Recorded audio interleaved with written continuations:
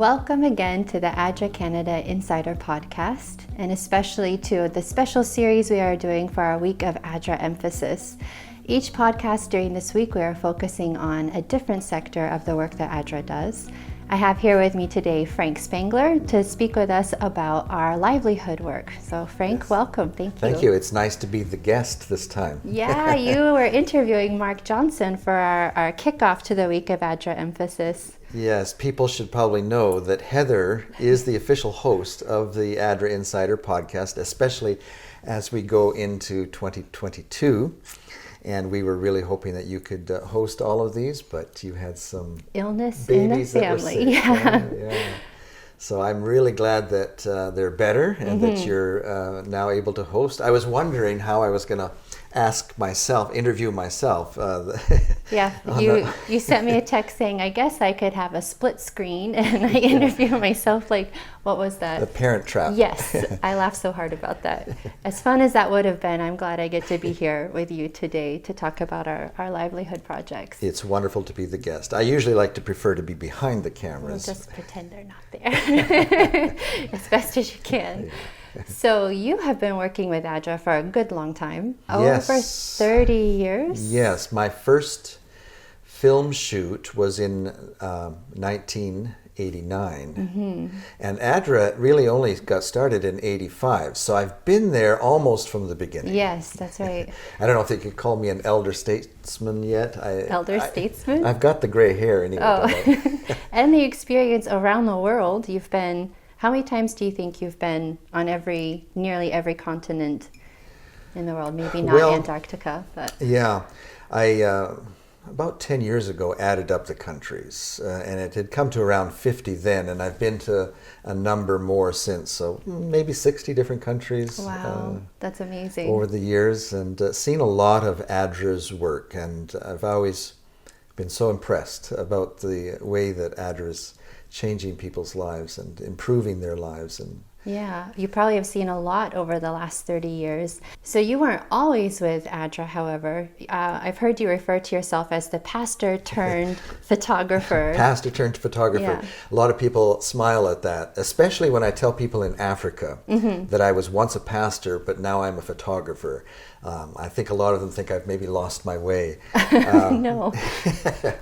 But usually it's the other way around. You know, somebody will start out as maybe as a photographer or some other career and then feel the call of God to become a pastor. Well, I think I kind of have the reverse of that.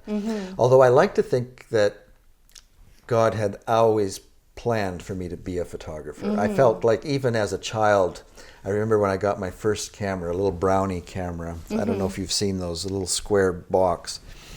I remember even at 7 or 8 years old thinking, oh, this is what I want to do. Wow. You know? And as I grew older, my parents got me more equipment, darkroom equipment, and I was just in my mind thinking that I would be a photographer. But then I got sidetracked, you might say, into the ministry, and was actually a pastor, served as a pastor in Moncton, New Brunswick for 4 years. But I found out that the Apostle Paul was right when he said, not everyone is a pastor, are they? And there are many aspects about being a pastor that I did enjoy, but I think my heart was always in photography, and video was coming on board at that time too. This was the mid-'80s, and every summer in the Maritimes I would film and photograph the campers at Pugwash, Nova Scotia, and I really enjoyed that. And one camp meeting, I think it was maybe even 89, the director then, or the executive director of ADRA Canada that had just started, John Howard, saw what I was doing with the camera. And he asked me if I'd be interested in doing some of this for ADRA Canada. And it sounded very interesting, but I didn't hear from him again for about 3 months, and in the meantime I had moved to Bering Springs to do the seminary. And then he called me, and I said, well, I'm here now, I should probably follow through with our plans, but if you buy me some equipment, whenever I can break away, I'll go on a film shoot for ADRA. And that's how I got started. And so even though I finished the seminary, after I was finished that program, I stayed by at Andrews and did studies in international development, which is the type of work that ADRA does, and have been working primarily for ADRA since. First as a contractor, and then more recently have come to work right at the office here. It's fascinating to me that you were there from the early days of ADRA Canada, or of ADRA itself, really, as an international humanitarian agency, and you've seen how ADRA has learned and improved and grown in expertise, and you've evolved with all the technology development that's happened in that time. And all throughout that, just gathering these stories of impact, which inspire all of us and remind all of us of the real reason we're here on earth, which is to do for the least of these, right? To take care of the ones that Jesus would have taken care of if he were still here on earth, and by doing so to point them to our loving and merciful and compassionate God. So. Yes. I've always said that ADRA is the work of Jesus. This is the ministry that Jesus performed while he was here on earth. Was healing the sick and working with the poor, and so I've always felt proud to be associated and working for ADRA. So, Livelihood Projects. Yes. I think, even still, for many people, they associate ADRA's work with emergency response, which is a lot of what we do, and it's very critical, life-saving work. But there is this other part of our work, which is the development side. It's improving people's health and their quality of life, their access to education, and to the ability to support themselves, right? So today we're going to talk about the Foster Project in Nepal, which has roots in something that took place in 2015 that you got to travel to be there immediately after. Can you tell us a little bit about what that event was? Yes, I remember waking up one Sabbath morning, and as I always do, I checked the news to see, what's happening in the world. And here was an announcement that Nepal had been struck with an earthquake. Forget the magnitude, 7.2 or 0.3. Yeah. And that over 10,000 lives they thought were taken. And my heart went out to the people, that because I had been to Nepal 3 or 4 times before and met them. I have friends there, and I wondered how they're doing. A few hours later, the director of our department calls me up and says, "Frank, can you go to Nepal to be a part of the emergency response team?" And of course I said yes, and it was quite the experience to be over there. Probably one of the most dramatic things was the aftershocks. I was going to ask about that. If you were there in the early days, you would have felt them, because there were many. Yes. Yeah. ADRA put up the emergency team in kind of a rickety old hotel. Oh boy. And I was on the second floor. And so every time there was an aftershock, you really felt it up there. And one day I was working away, and things really started to shake. And I said, this is more than just an aftershock. And it was lasting quite a long time, and it got worse and more intense. So I ran out onto the little balcony there, and it was shaking wildly, because I think the whole part of the hotel had come detached from the other part of the hotel in the first quake. And so it was really moving around. I was afraid for my life, actually. Wow. That the whole thing was going to collapse, and I'd be found in the rubble somewhere. Thank goodness that didn't happen. Yes. It was quite the experience. But it helped me understand what the people were going through. My knees were shaking, and it affected me for days afterwards. Every time the ground would shake a little bit, I'd think, here's another one. Yeah. And so it helped me empathize with the people. But Nepal, lovely country. If you ever get a chance. Did you get a chance? I did. You did go to. I went in November 2015, a couple of months after the earthquake, to gather stories on our immediate response helping people. So Wonderful. it was. So you know what I'm talking about. Yeah. Earlier you mentioned the Foster Project, and that's kind of what ADRA does. Oftentimes when there's an emergency, it brings us into the environment, into the theater, we might call, and work immediately with the life-saving aspect of the crisis, but then we stay by. A lot of times the news cameras leave, they're on to the next world crisis, but ADRA stays by and helps the people recover. Mm-hmm. And that's what the Foster Project is all about, is to help people recover and get their lives back. Yeah, it wasn't just lives that were lost or homes that were lost, it was livelihoods as well. Systems were damaged or people's access to things were damaged, and all of that needs to be recovered and supported again. Which brings us to the video about Foster. So we've been talking about the Foster Project, and we have a video now to share with you that shows some of the people's stories in the project and more about what the project is doing.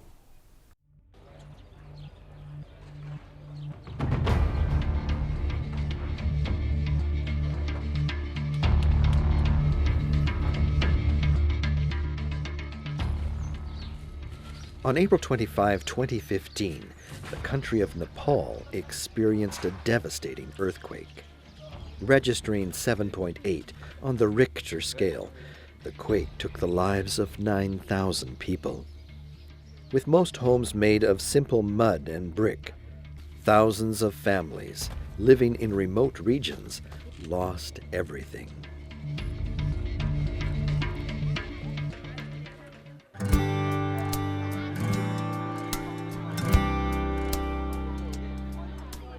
ADRA was quick to respond with emergency supplies of food, hygiene essentials, and shelter kits.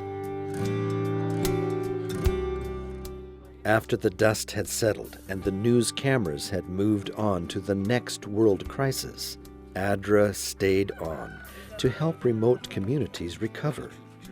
Through a partnership with the Canadian Food Grains Bank, ADRA Canada, together with ADRA Nepal, initiated a project to help people rebuild their lives through a project of income generation assistance. The Foster Project organized participants into groups for training in small enterprise management. ADRA taught skills in literacy, numeracy, and simple business accounting. With the training, people were encouraged to start a small industry right on their farm, such as goat raising and market gardening. By providing gravity-fed water systems, some seeds, tools, and training, the Foster Project has transformed the lives of thousands of people in Nepal. Even now, with the Foster Project complete, the work of ADRA is continuing to have a ripple effect of positive change through many villages in rural Nepal.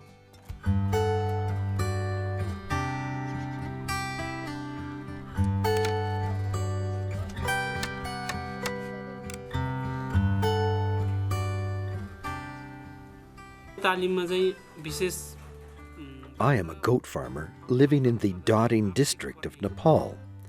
The Foster Project of ADRA has been a very big help for young farmers like me.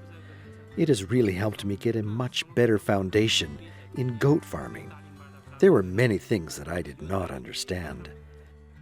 I learned a lot about goat farming practices and animal health management. The Foster Project organized us into groups and provided us training on how to run a successful goat raising business. They taught us the importance of building a goat shed and showed us how we can increase the size of our herd.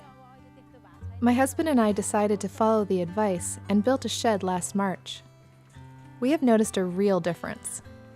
Before we had a shed, we kept the goats in a pen with a dirt floor. It would get very dirty and muddy when they were kept on the ground. It would attract a lot of insects. The goats would frequently get sick. They would get a fever, cough, and sometimes lose their hair. Now that we are keeping them in a shed, they look so much better. The ADRA training program taught us about different kinds of nutritious grass. We have started growing it on our farm. We mix these grasses together according to the recommended amounts and feed this to our goats. We supplement that with mineral blocks that ADRA showed us how to make. With this new diet, our goats are now much healthier. We have seen a big increase in the weight they gain. We also now use deworming medication and get all the appropriate vaccinations. In the past, we lost many of our goats to sickness and disease. Now, by implementing all of the things that we learned from ADRA, we hardly lose any goats. The group bought a specialized breeding book, and that has improved the quality of our herds a lot. We are finding it much easier to sell our goats in the market. In the past, we have hardly made any money from our goats. This year, we have already made 150,000 rupees from our goats. Now I no longer need to take out a loan to pay the school fees for my children.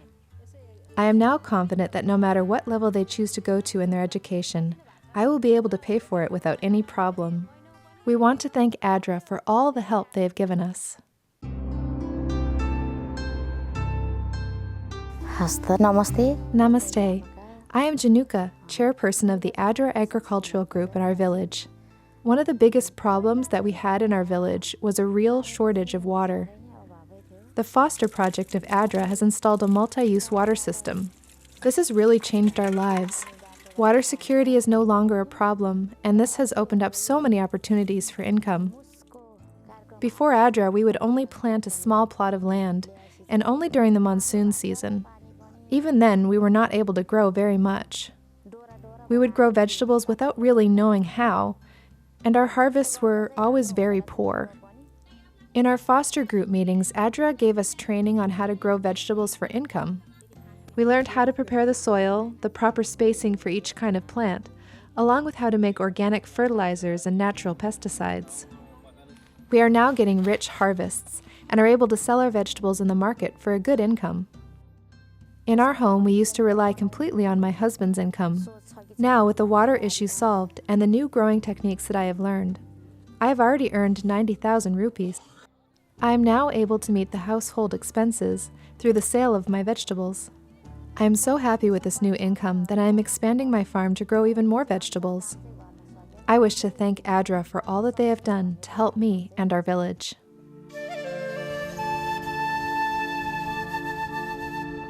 As part of being a member of the ADRA Foster Project, I was offered support to get the materials that I needed to build a plastic greenhouse so that I could start commercial vegetable farming.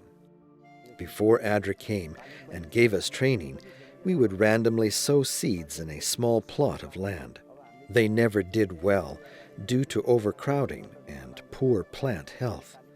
After going through the training, I gained a lot of confidence on what was possible, and I decided to expand my farm. I now have 4 greenhouses. I am so grateful that ADRA came along with their training and support. It has been very good for me and my family. I am very happy.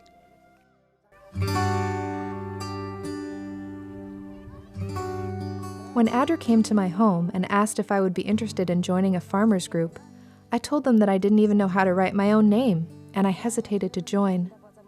But they encouraged me, and I did. Right away, they got us started with some seeds and training. We decided to give vegetable farming a try. We leased some land and started planting. We then talked with some of the local landowners and made arrangements to do sharecropping. We are growing cauliflower, potatoes, maize, cucumber, and beans. The ADRA staff have been great. They visit our farm giving advice from their experience and knowledge. They taught us how to make our own fertilizer and pesticides, and they told us that we can contact them at any time if we notice any disease in the plants. I have built relationships with vegetable vendors who buy our produce at a good price. We have no problem selling everything that we grow. We used to work as day laborers. We now realize that it is a lot better to work for ourselves than to work for others. I find that working for myself is much more satisfying. Prior to joining ADRA, we were struggling. I am now able to manage all of our expenses from our profits. We are even able to send our kids to school. Before ADRA came and started the Foster project here, we used to only grow maize. We planted it on an unirrigated upland plot that we own. Our yields were very poor. It was not really enough to even supply our family table for 6 months of the year. ADRA helped our village construct a multiple-use water system. This has provided enough water for the whole village. Before the ADRA project, the only way that we could irrigate our gardens was by collecting water from a stream with a pail. Now we have a water supply right in our own yard. We have enough for our domestic use and irrigation. Now that we have water, we can grow the kinds of vegetables that we have always wanted to grow. I am now growing onions, potatoes, garlic, and pumpkin. With the training that ADRA provided, we have even started growing vegetables for market. With the plastic house that we were given by the ADRA project, I am also growing tomatoes. I have realized that we can make a good income from growing vegetables. I am very thankful to ADRA for all that they have taught us.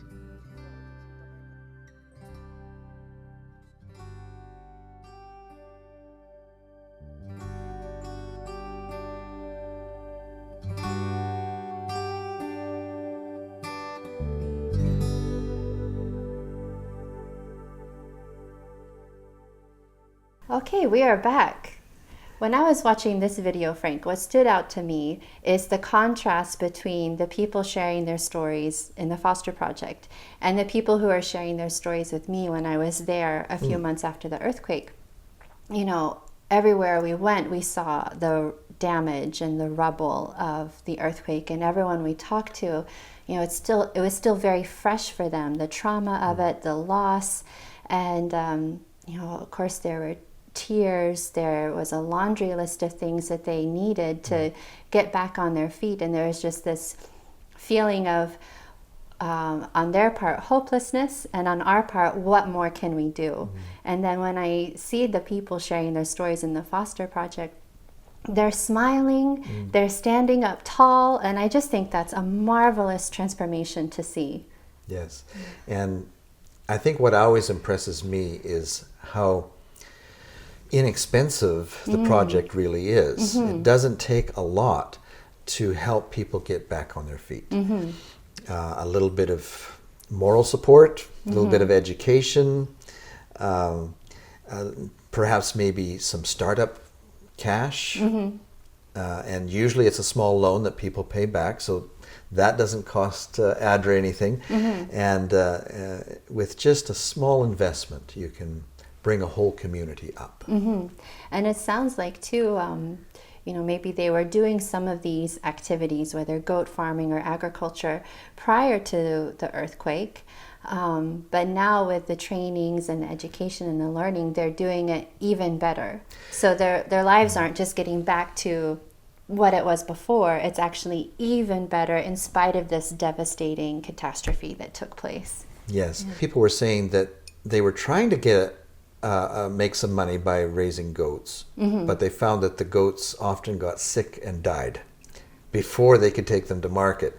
And so it was always like they were almost losing money trying to raise goats. And so people became discouraged, they stopped trying. But now ADRA came in, they taught them a few key principles about how to raise healthy goats. In every village that they worked in the Foster Project, they always found one individual in the village that they took aside to special training to teach them simple principles of doing veterinarian work. And so they were able to give the goats the shots and do different things that would normally be prohibitively expensive for the people to bring in a guy. And so just some simple things that didn't cost much changed everything for them. The people participating in this Foster Project are not only earthquake survivors, they are people who have had to face some significant obstacles in life in general, right? They are remote communities who have to go far in order to access services, and transportation could be an issue. Even getting their produce to market on time. It can cost more to get your vegetables to the market than what you would make in selling them there. So a lot of times people don't even bother. Right. So this Livelihood Project is really making a huge impact for these people in their ability to support themselves and in their ability to have a better quality life. And you know, this of course isn't the first Livelihood Project. I remember when I was first coming on board in the 90s, John Howard again, explained to me how the work of ADRA is really all about teaching people how to fish. You know, the famous saying that if you give a man a fish, you feed him for a day, but if you teach him how to fish, you feed him for a lifetime. And that's really what ADRA is all about, is giving people a hand up rather than a handout. Of course, we do that in emergencies because people have lost everything. We have to give them food and shelter and water, medicines. That's the handout. But normally speaking, we're giving them a hand up to get a better start in life and be able to support their families for the rest of their lifetime by just teaching them a few skills. You know, a lot of the communities, especially these remote communities you're talking about, people have not had a chance, the older people have not had a chance to go to school. Or if they went to school, they only went to grade 1 or 2. So they may not even know how to read. And so for them to all of a sudden start a small business, it's a little bit difficult. But if ADRA comes in and teaches them how to read, how to do a little bit of math so that they don't get cheated in the marketplace, numeracy we call it, and some basic skills, how to start a small shop or how to grow some vegetables, how to raise some goats, these types of things, and then give them a small loan to get them started, to buy the essential materials that they need to get their business off the ground.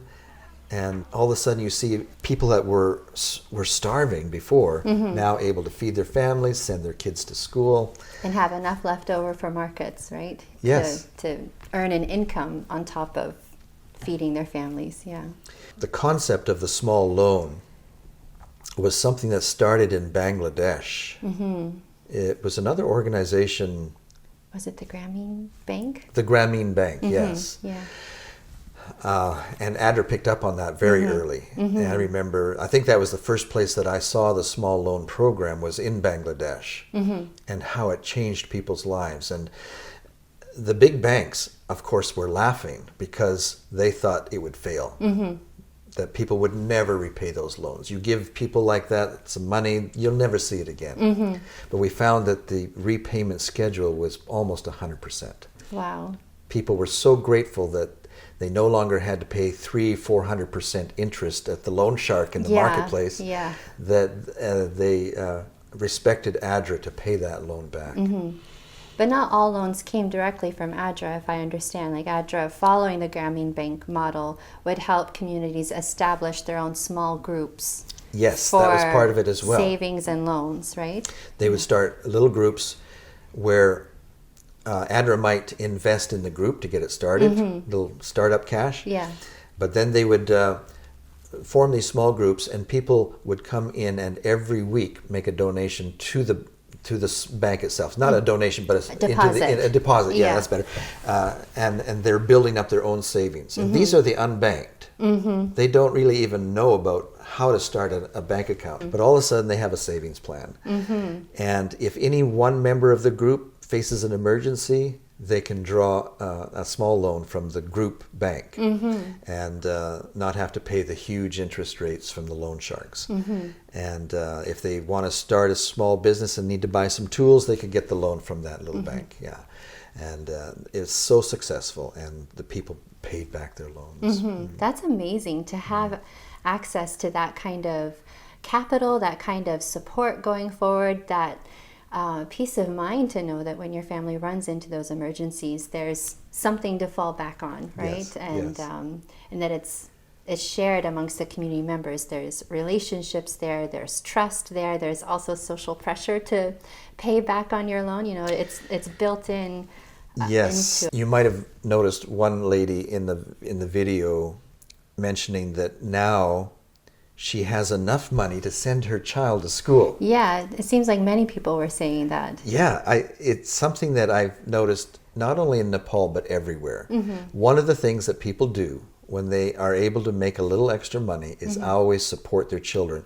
They want their children to have a better life than they had. They want to make sure that their children get an education. And oftentimes the resources just aren't there. They might have 6 children and be able to send one to school, and that might be the oldest boy.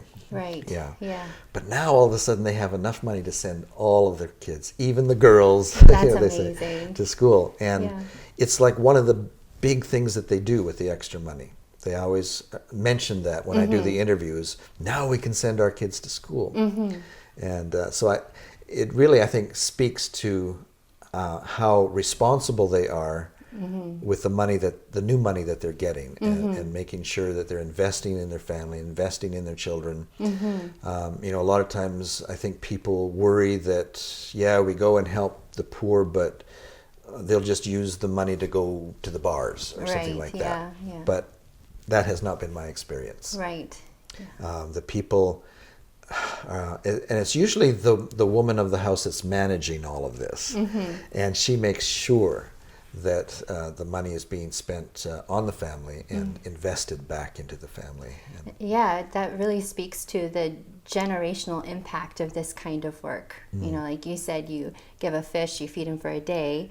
You teach him the fish, you feed him for a lifetime, but you also get his kids to school, so they have better opportunities, and it just keeps, and then their children will have better opportunities. It just keeps flowing forward from that one project where the parents learned some skills, had some access to capital and support, and were able to do better for themselves and their children. And that's amazing. Like you said, that something so simple and so inexpensive could have that kind of generational impact is really inspiring and wonderful. Yeah, I have to say that over the 30 years that I've been filming, I think this is one of the projects that I like the most, to see the Livelihood Projects and how it changes people's lives to be lifted up out of poverty and be able to be guaranteed a way to support their family for the rest of their lives. And set them on a trajectory of continuing that momentum and improving upon it. Wonderful. Well, thank you so much, Frank, for being with us today. Yes, it was great to be here and be the guest today. Yeah, I was going to say, for graciously stepping out from behind the cameras to share with us. We really enjoyed the time. Thank you so much. It's been great. Thank you all for watching this installment of our ADRA Insider podcast, part of this special series for the week of ADRA Emphasis. I'd like to invite you to go to our website to see what other resources we have available and to see the special upcoming events we have for this week. I think you'll see lots there that you'll really enjoy. Meet us back here tomorrow for the next episode in this special series, where I will have as a special guest Michael Grbic, and he'll be sharing with us about our nutrition projects.